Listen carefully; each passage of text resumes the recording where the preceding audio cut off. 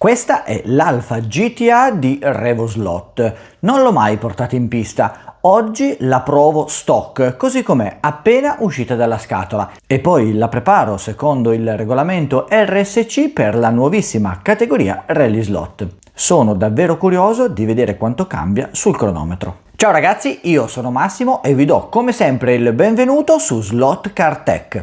In questo video vogliamo parlare di tecnica vera, assetti, preparazioni, test e raffronti in pista con il cronometro alla mano, insomma tutto quello che serve per andare forte davvero. Non solo impressioni, ma metodo, confronto e cronometro. Questo video entra ufficialmente all'interno della playlist Slot Car Tech Lab. Proviamo, misuriamo, elaboriamo e poi torniamo in pista per vedere quello che è successo. Prendiamo infatti una vettura completamente originale, in questo caso l'Alfa Romeo GTA di RevoSlot, la prepariamo con il regolamento RSC e vediamo quello che succede. La proviamo in pista prima, poi andiamo a modificarne alcuni aspetti, sempre guardando il regolamento, e poi andremo nuovamente a fare il test per vedere se tutto quello che abbiamo fatto effettivamente ha portato a qualche beneficio.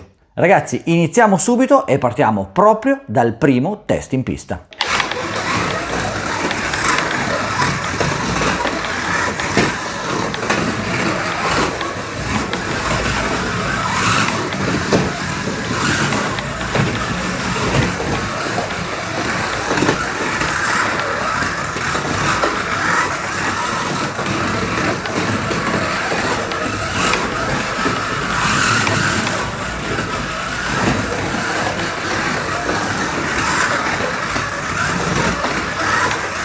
La macchina, sono sincero, non mi è dispiaciuto, anzi ne ho anche approfittato per andare ad inserire questi tempi all'interno della speciale classifica che faccio qui proprio sul tracciato realistico di Slot Car Tech. La vettura ha compiuto i 4 giri di percorso in un tempo pari a 53 secondi e 53 decimi, quindi un tempo di tutto rispetto per una vettura con il telaio in metallo dal peso leggermente più alto rispetto alle normali macchine in plastica a cui siamo abituati. Adesso è arrivato però il momento di andarla a portare sul banco di Slot Car Tech e iniziare così a metterci mano per andare a capire dove si può migliorare. Ho già alcune idee in mente perché mentre la guidavo sentivo che l'ingranamento tra corona e pignone non era dei perfetti, le spazzole non sempre fanno il loro lavoro in modo perfetto, alle volte si sente un po' la mancanza di corrente, per cui insomma ci sono già un po' di cose che mi piacerebbe cambiare. Da regolamento è anche possibile andare a sostituire le ruote anteriori con delle gomme ribassate, ma al momento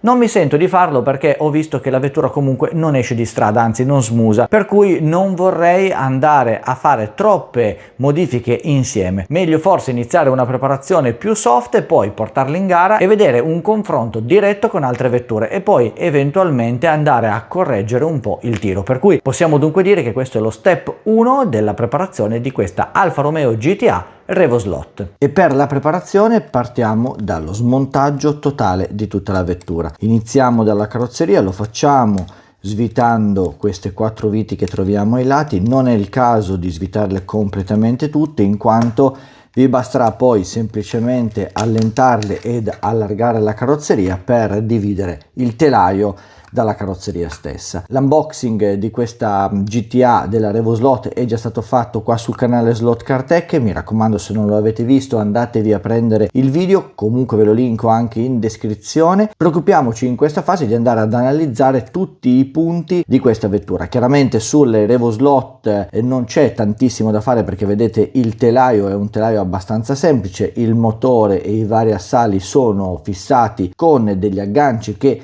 non hanno la possibilità di essere granché modificati, per cui dovremo andare semplicemente ad ottimizzare un po' tutte le sue parti. Partiamo proprio dall'assale, o meglio dai 2 tronconi di assale anteriore. Quello che mi interessa è capire se le ruote girano in modo agevole. Beh, direi di sì, molto probabilmente c'è anche la possibilità di andare a migliorare queste 2 ruote anteriori, lo faremo, e andiamo anche a vedere l'ingranamento dell'assale posteriore, un assale che non trasla in modo laterale, quindi come vedete abbastanza bloccato, ha un gioco abbastanza valido tra l'ingranamento della corona con il pignone. Verificheremo se lasciarlo in questo questo modo. Anche in questo caso andremo a smontare i cuscinetti che si trovano nella parte posteriore, li puliremo, li olieremo nuovamente e vedremo di dare un po' di scorrevolezza. Un altro punto sul quale andrò ad intervenire è il basculamento dei due pezzettini di telaio, perché come vedete queste 4 viti vanno a fissarmi 2 pezzi di telaio. Io andrò a serrare queste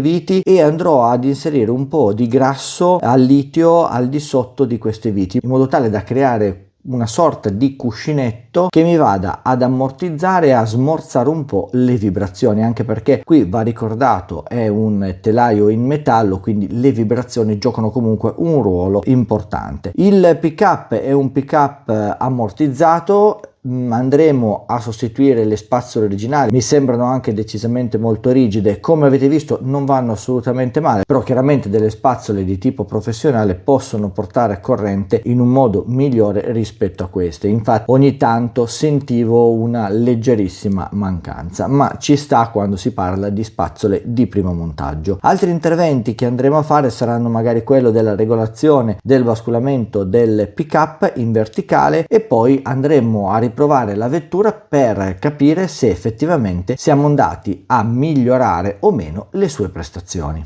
Per quanto riguarda la carrozzeria invece, come prima cosa, o meglio come cosa fondamentale anche per sottostare al regolamento RSC, dovremmo andare a smontare l'interno e ad aggiungere un secondo pilotino, perché come vedete qui abbiamo solo ed esclusivamente il pilota lato guida, manca il navigatore. Da regolamento RSC abbiamo la necessità di avere sia il pilota che il navigatore, per cui dovremo andare ad aggiungerlo. C'è anche poi la possibilità di giocare con questi due supporti. Ne vedete, abbiamo il nero all'anteriore e il rosso nella parte posteriore che mi vanno ad alzare la carrozzeria. Dovremo andare a vedere se le ruote passano, se le ruote toccano, ed eventualmente andare ad abbassare ancora un po' la carrozzeria sul telaio. Quello che però mi preoccupa un po' è questa parte posteriore, perché se abbasso troppo la carrozzeria potrebbe andare a raschiare sulla pista, non tanto nelle piste lisce ma nel ride potrebbe in qualche modo andare a causarmi un po'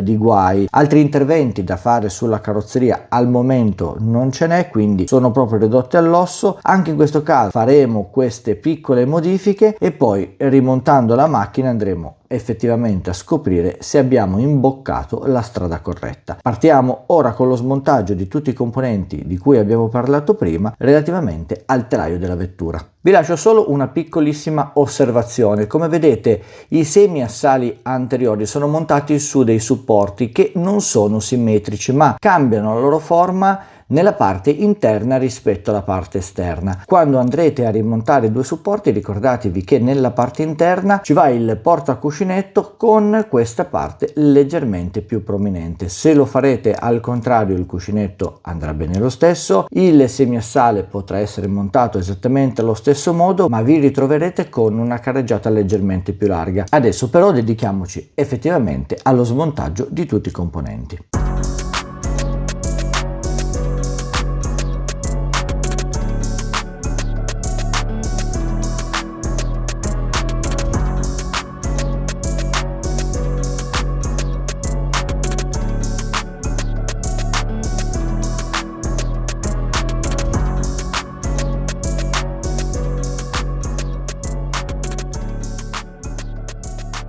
Abbiamo smontato tutta la macchina, tutto quello che ci interessa prendere in considerazione lo abbiamo fatto. Iniziamo con l'andare a togliere i cuscinetti e li andiamo a pulire nel liquido avio in modo tale da togliere tutta la sporcizia eventualmente che hanno al loro interno, e poi li andremo a rimontare e a rilubrificare.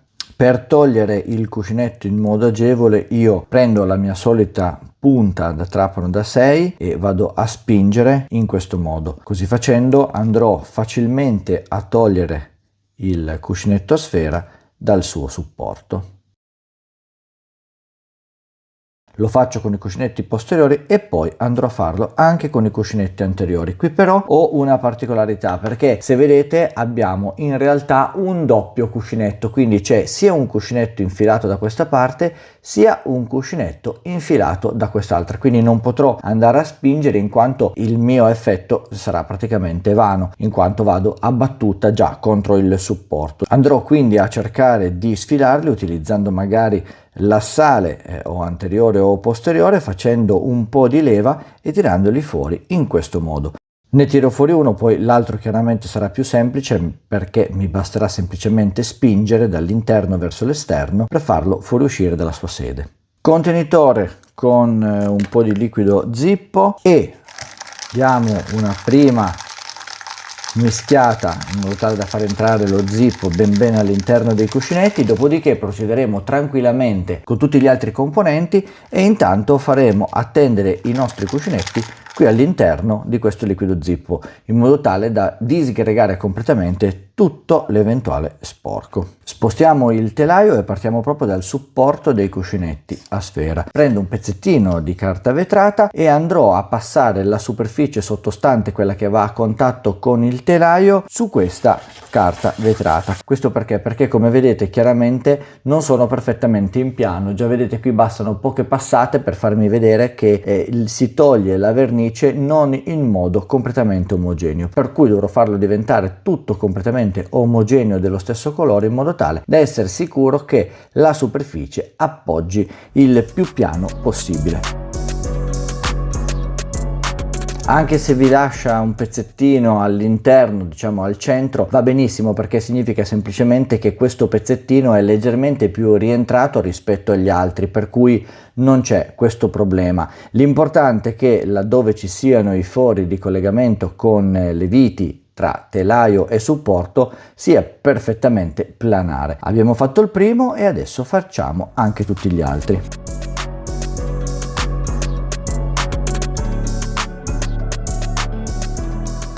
Questa procedura è particolarmente importante soprattutto sui supporti posteriori perché hanno in comune un unico assale, mentre sui due supporti anteriori, avendo il semiassale, anche se non sono perfettamente allineati, diciamo che la problematica della planarità si sente leggermente meno perché chiaramente ogni ruota sarà svincolata rispetto all'altra. Fatta la prima revisione dei supporti andiamo anche a rivedere tutti i fori di collegamento, sia i 4 anteriori che i 4 posteriori, perché chiaramente potrebbero esserci delle sbavature. Quindi cosa faremo? Semplicemente con una punta da trapano leggermente più grande del foro andremo ad alesare tutta la superficie dei fori. Fatta questa prima procedura andremo a passare un pelino di carta vetro anche su questa superficie del telaio perché già al tatto si sente che non è perfettamente in piano. Fatta questa operazione io vi consiglio una pulizia decisa di tutto quello che è la parte del telaio perché abbiamo praticamente della limatura di ferro che potrebbe andare ad interferire con le eventuali preparazioni. Il motore fortunatamente ha un involucro che impedisce alla sporcizia di entrare, però è sempre bene avere comunque tutto pulito, lavorare con tutte le superfici il più pulite possibili. Un'altra cosa di cui mi andrò a preoccupare adesso è questo rumore fastidiosissimo. Questo rumore non è assolutamente un difetto, ma le due superfici metalliche delle due parti di telaio, andando a toccarsi una con l'altra, chiaramente producono questo rumore. Io andrò ad inserire del grasso al litio al di sotto di queste viti in modo tale da creare una sorta di cuscinetto, una sorta di ammortizzatore che mi dà sia la stabilità di questi due pezzettini di telaio, ma nello stesso tempo andrà anche ad eliminarmi questo rumore decisamente fastidioso. Una volta svitato il supporto controllerò anche che sia tutto perfettamente in piano in modo tale da non trovarmi poi con delle brutte sorprese. Nel caso lo vado a raddrizzare, lo rivado a riposizionare al suo posto e poi andrò a riempire questi forellini con del grasso al litio, il classico grasso bianco. Abbiamo posizionato in questo modo il grasso, andiamo a rinfilare le viti nella parte di sotto. Una volta posizionata la vite nella parte di sotto andremo nuovamente a rimettere il grasso, a spanderlo leggermente, a riposizionarlo e poi potremo andare ad avvitare il nostro dado nella parte superiore.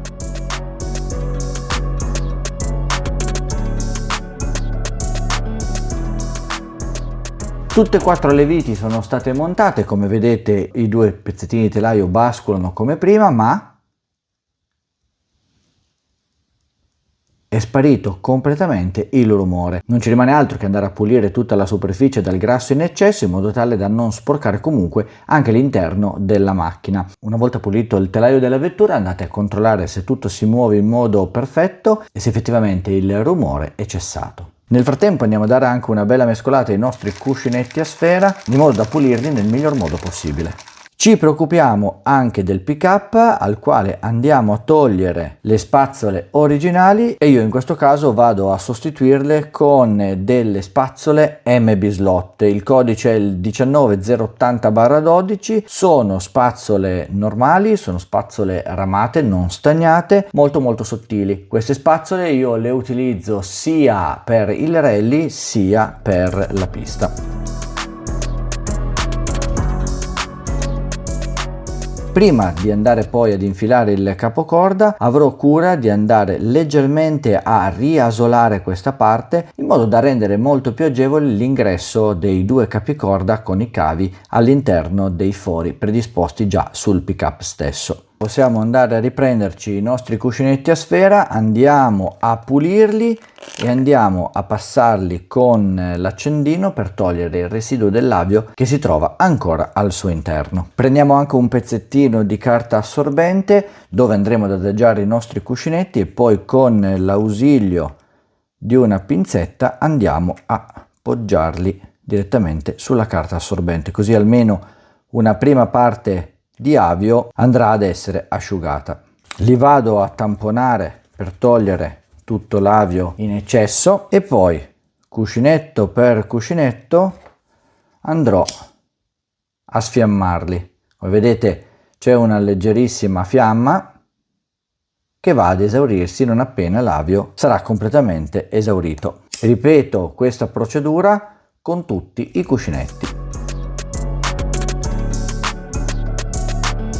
Mi raccomando, una volta che avete sfiammato i cuscinetti non toccateli subito perché questi saranno chiaramente caldi e c'è un alto rischio di ustionarvi. E poi in questa fase sarà molto importante andare a scegliere quali sono i cuscinetti migliori, perché i 2 migliori saranno quelli da montare sulle ruote posteriori, quelli che poi effettivamente porteranno la trasmissione, quindi il moto, alla vettura. Come facciamo per trovare i 2 cuscinetti migliori? Beh, non possiamo fare altro che andare a montare i 2 supporti posteriori, montare i cuscinetti sui supporti e poi far girare l'assale con le ruote. In questo modo sapremo esattamente trovare quali sono i 2 cuscinetti che ci soddisfano. Per montarli in modo agevole io vado a posizionare una prima vite, la vado a tenere ferma con il dito e poi vado a montare il mio supporto. Vado così ad allineare il supporto con la vite e andrò a avvitare in modo molto lasco la prima vite e mi raccomando andate a mettere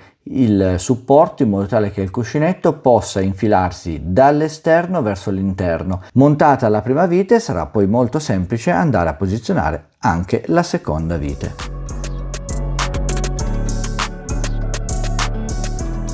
Andremo così a montare i cuscinetti e poi andremo a montare l'assale in modo tale da allineare i 2 supporti. Non lo possiamo fare direttamente con la punta da 6 mm perché se notate il motore qua nel gruppo 2 va praticamente all'interno del supporto e quindi impedisce alla punta di passare. Lo può fare soltanto l'assale questo lavoro, per cui sarà necessario montare dapprima 2 cuscinetti a sfera, andare ad inserire l'assale e poi andare a centrare i nostri 2 supporti. E adesso ci aspetta un lavoro un po' noioso, cioè dovremo andare a montare il nostro assale con i relativi distanziali e i cerchi per verificare come questo va a girare e quindi verificare la bontà dei cuscinetti a sfera.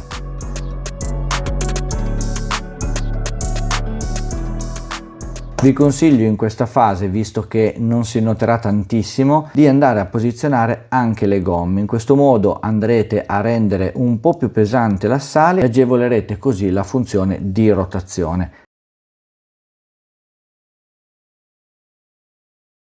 Sembra che questi girino abbastanza agevolmente, non vi fermate sulla prima coppia di cuscinetti che avete provato, ma andate a provare anche gli altri, perché potreste sempre trovare un paio di cuscinetti che gira meglio.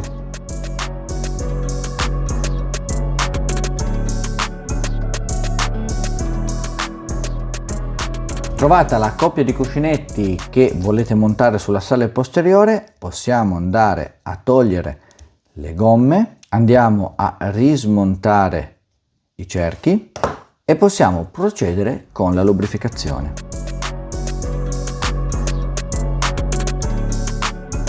Dopo aver montato i cuscinetti sui supporti posteriori, ne ho approfittato e sono andato anche a montarli all'interno dei supporti per i due semiassali anteriori, e adesso farò esattamente la stessa cosa che ho fatto prima, ovvero andrò a riposizionare i miei supporti facendo molta attenzione al loro posizionamento. Quindi la parte leggermente più spessa, passatemi il termine, andrà rivolta all'interno della vettura. In questo modo la carreggiata rimarrà perfettamente all'interno della carrozzeria.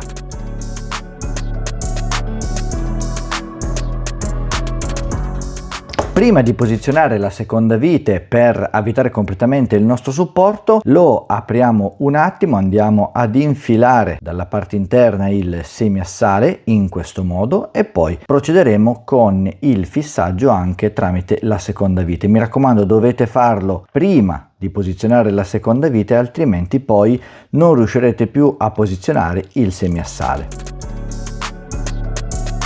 Perfetto, abbiamo inserito i nostri due supporti, abbiamo inserito anche i semiassali, come vedete sono liberi di muoversi, però come vedete non possono andare a sporgere troppo verso l'interno perché vanno a sbattere contro il supporto del pick-up e quindi sarebbe praticamente impossibile inserirli una volta fissati i due supporti per i semiassali. Mi raccomando, fate attenzione a questa particolarità, se no vi tocca rismontare il tutto. Fatto questo, procediamo con il montaggio dei due cerchi anteriori e poi con l'assale posteriore. Montati i cerchi, verificherò che questi girino perfettamente sui miei due semiassali e poi avrò praticamente finito la parte anteriore. Mi posso spostare quindi nella parte posteriore, partirò con l'inserimento dell'assale, verificherò ancora una volta che questo scorra perfettamente all'interno della sua sede. Posizionato l'assale, andrò a mettere il primo distanziale dalla parte opposta dove si dovrà andare poi a posizionare la corona e posso andare anche a fissare il mio primo cerchio. Come vedete scorre perfettamente.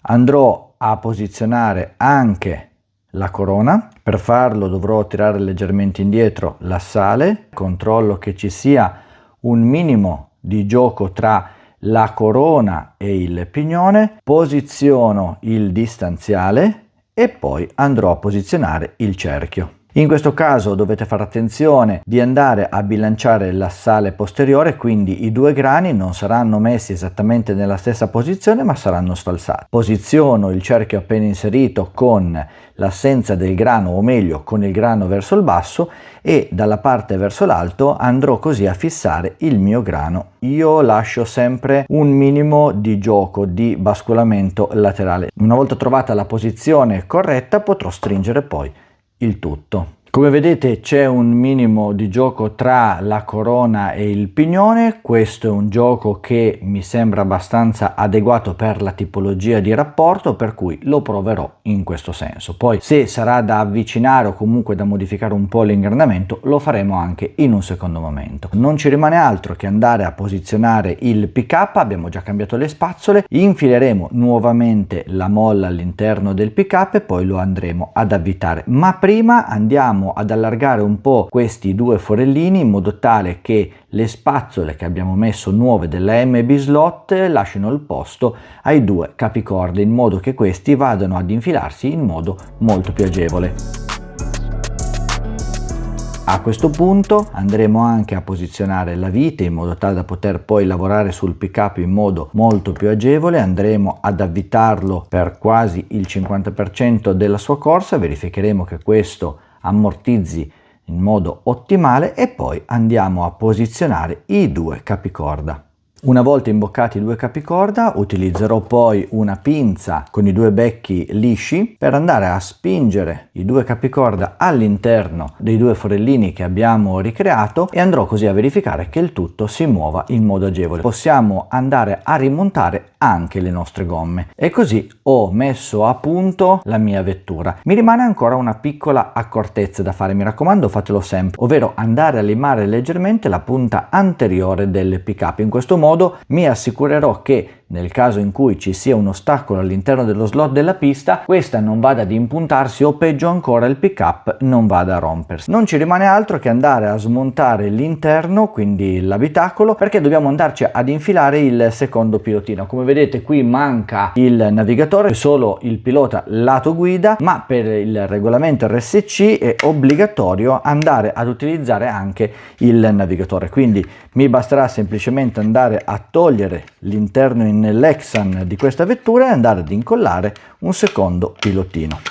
Ecco fatto, lo abbiamo montato al fianco del pilota originale. Adesso lo lasciamo asciugare per qualche minuto e poi andiamo a rimontare l'abitacolo sulla carrozzeria e ad assemblare nuovamente la nostra vettura. Come vedete ho rimontato l'abitacolo in Lexan all'interno della carrozzeria, però questo va a ballare. Non si stacca perché non riesce a venire giù più di tanto, però per avere una sicurezza maggiore sul fatto che lui non vada a spostarsi durante la guida, utilizzerò due pezzettini di nastro di carta per andarlo a fissare in modo permanente nella posizione desiderata. Quindi il primo lo vado a posizionare davanti, mentre il secondo pezzettino lo andrò a posizionare sul retro dell'abitacolo. Fatta anche questa operazione, vado tranquillamente a rimontare la mia Alfa GTA. Ed eccoci nuovamente pronti con la nostra Alfa GTA preparata per il regolamento RSC. Questo, ve lo dico, è il primo step di questa vettura, non l'ho mai utilizzata, non l'ho mai provata, la porterò in gara, cercheremo di capire quali interventi poter fare per migliorare la vettura. Io normalmente durante le preparazioni vado per step, quindi inizio con una preparazione laddove mi sento di poter intervenire per andare effettivamente a fare un miglioramento oggettivo. La vettura non la conosco così bene, quindi impareremo assieme a migliorarla e ad aumentarne le sue prestazioni, per cui ragazzi adesso la prima cosa che facciamo è di provarla nuovamente sulla pista personale, sul tracciato privato di Slot Car Tech, vediamo e confrontiamo i risultati rispetto alla vettura completamente originale per avere un primo riscontro e poi andiamo a provarla, a testarla per la prima gara della stagione all'interno dello Slot Club Asti Calabroni Rossi dedicata a questa vettura.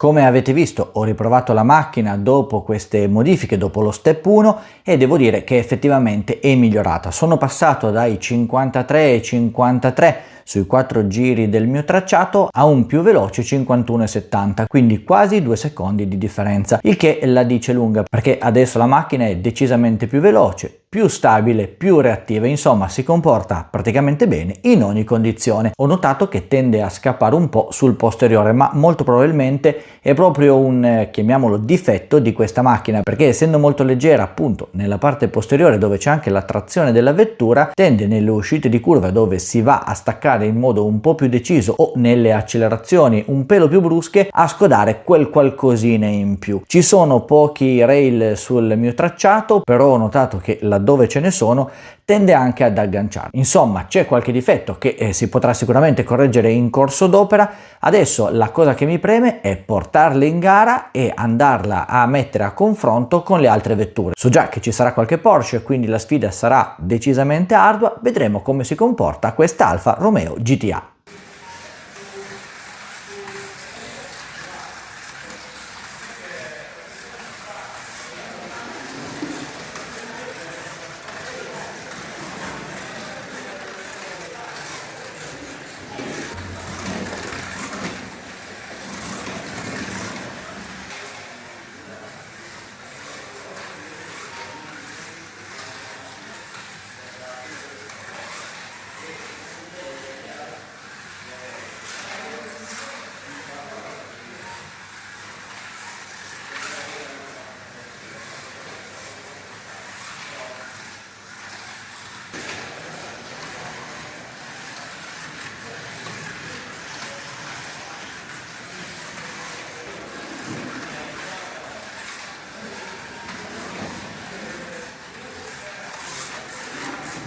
Prima gara ai calabroni rossi di questa nuovissima specialità rally slot, la Revo Rally, e quarto posto assoluto, dietro a due Porsche che hanno occupato la prima e la seconda posizione. A sorpresa al terzo posto una BMW guidata dal velocissimo Paolo Ballocci. Insomma, ci sono vetture che mi hanno sorpreso, ci sono vetture che si sono dimostrate effettivamente un po' più prestazionali rispetto a questa Alfa GTA, ma lei si è comportata decisamente molto bene. Probabilmente si poteva fare qualcosina in più. Non ho voluto esagerare più di tanto, non conosco benissimo la macchina, non ho fatto prove in questi giorni, quindi per me è stato un vero e proprio debutto in gara. Cosa dire di questa vettura? Ci sono dei pro e ci sono dei contro. I pro sono sicuramente che è una macchina versatile, una macchina che va veramente molto forte, una macchina che ti mette a tuo agio fin dai primi giri, una macchina che difficilmente riesce a farla uscire dallo slot, insomma una macchina abbastanza sicura. Però, e qui arriviamo alla parte dei contro, è una vettura che se la spingi oltre al suo reale potenziale può darti qualche problema, soprattutto, come dicevamo già anche prima, quando perdi il controllo della parte posteriore, perché effettivamente se si cerca di tirare oltre un certo limite diventa abbastanza ingestibile. Il fatto che poi vada a toccare qualche guardrail ai lati della pista l'ho riscontrato anche sulle altre vetture, quindi potrei quasi dire che non si tratta di un difetto. Insomma, mi è piaciuta questa Alfa GTA? Assolutamente sì. Può competere contro le Porsche? Assolutamente sì, ma la strada è decisamente in salita. Quello che ho potuto notare è che le Porsche, avendo le gomme più larghe sulla sale posteriore, partono già avvantaggiate rispetto a questa vettura, che però comunque si dimostra essere una delle migliori del lotto di Revo Slot. Insomma, ci sarà molto probabilmente uno step 2, c'è qualcosina ancora da migliorare, qualcosa che sicuramente può portarmi ancora un po' più avanti ad avvicinarmi alle Porsche. Dovrò imparare a guidare questa vettura per essere comunque prestazionale. Il quarto posto per il momento mi sta bene, non mi soddisfa appieno, ma mi soddisfa sicuramente quello che ho fatto su questa Alfa Romeo GTA, perché si è comunque dimostrata veramente molto competitiva. E voi ragazzi, avete già preparato la vostra gruppo 2 per le gare i rally slot con queste bellissime Revo Slot? Ancora no? E se sì, quale avete scelto? Ditemelo nei commenti e mi raccomando, fatemi tutte le domande che volete sia su questa Alfa GTA sia anche sulle altre vetture. Ditemi quale vettura vorreste vedere preparata e io vi risponderò molto felicemente. Io come sempre vi chiedo di iscrivervi al canale in modo da aumentare la nostra community. Mi raccomando, accendete la campanella per non perdere tutti gli altri video di questo canale. Noi ci diamo il classico appuntamento sempre qui su Slot Car Tech per il prossimo video.